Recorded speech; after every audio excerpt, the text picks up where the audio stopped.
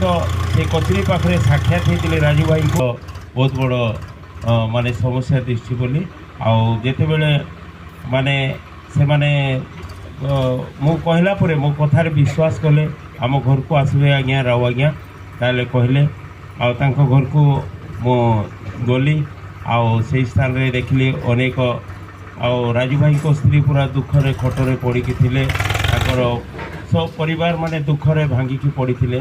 तापर मु तो किसी प्रार्थना कली तापर आज्ञा को कहली प्रार्थना कले तापर माँ माने कौन कले से टांगरपाली रे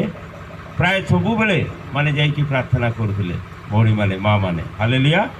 आ से प्रार्थना को प्रभु सुनिले हालेलुया आ से प्रार्थनार उत्तर मध्य प्रभु परमेश्वर देले आमे बाइबल रे देखछो ना हाना कला आ हाना को गर्भ रे शामिल माने प्रभु देले हालेलुया प्रभु सुनंती सेमती से परिवार पे मो दुईटा पद पढ़ुची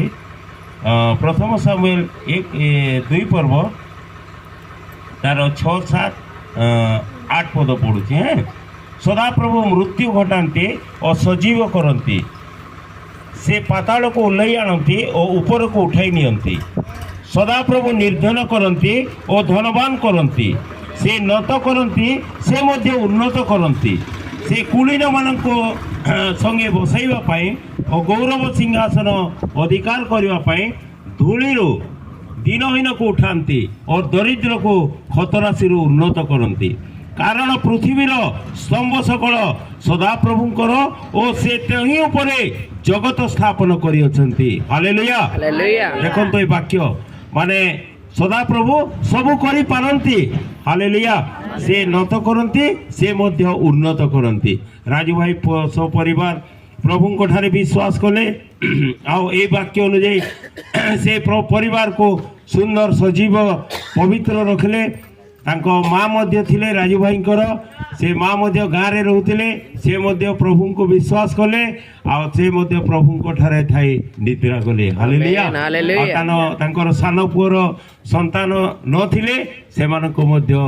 गर्भफल देले परमेश्वर हालेलुया से मध्य आशीर्वाद कले परिवार को आशीर्वाद कले सबु विषय रे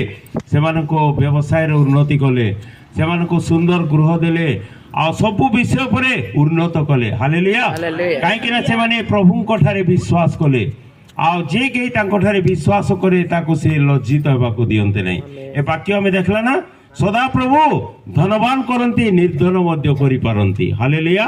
तांको ठारे सबु किछि से करि पारंती आमी जदि विश्वास करमा ताले विश्वासी पक्षरे समस्त विषय साध्य हुए हालेलुया ए परिवार विश्वास कले आ विश्वास पाए से प्रभु को कौन कले परमेश्वर आज सपरिवार सहित धनवान कले आ सुंदर भाव आतिथ्य सत्कार से चलाउछंती सेइतिपई से आज प्रभु को उपस्थिति रे प्रभु को दास मान को डाकी आम समस्त को डाकी आज्ञा जो गीत संगीत 116 कहले आ साक्ष्य को से वर्णना कर जाउछंती हालेलुया आ प्रभु स्वर्ग रे अछंती आ पृथ्वी रे आमे माने अछु एटा आमे एबे देखलु ना आमे दीनहीन को उठांती 9 पद रे देखा दीनहीन को उठांती और दरिद्र को खतराशी उन्नत करती कारण पृथ्वीर स्तंभ सकल सदा प्रभुंकर सदा प्रभुंकर एई पृथ्वीर स्तंभ सकल आओ सदा प्रभुंकर ओ सेही तही उपरे जगत स्थापन करियछंती हालेलुया आ से जगत को स्थापन करियछंती माने से सबु करि पारंती हालेलुया तांको ठारे कोनोसी विषय असाध्य ने अनेक समय रे भांगी पड़ो किंतु राजू परिवार आज विश्वास कले आ विश्वास रे स्थिर रहिले आ से मानको सुंदर गृह देले परिवार देले व्यवसाय देले आहुरी आगो को परिवार उन्नति रे आगो बढ़िया प्रभु आशीर्वाद करंतु आमीन।